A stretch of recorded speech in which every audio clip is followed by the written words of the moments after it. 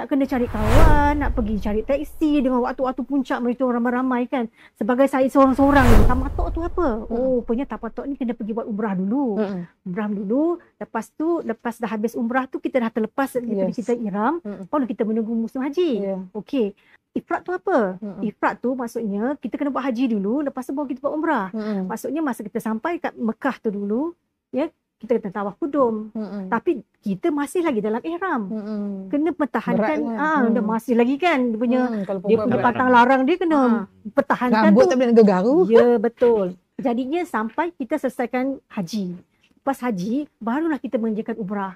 Jadi masalahnya kalau saya sendiri, kalau saya pilih ifrat, saya fikirlah saya kena pergi berniat untuk buat umrah, kita kena pergi ke tanah halal kan Ustaz?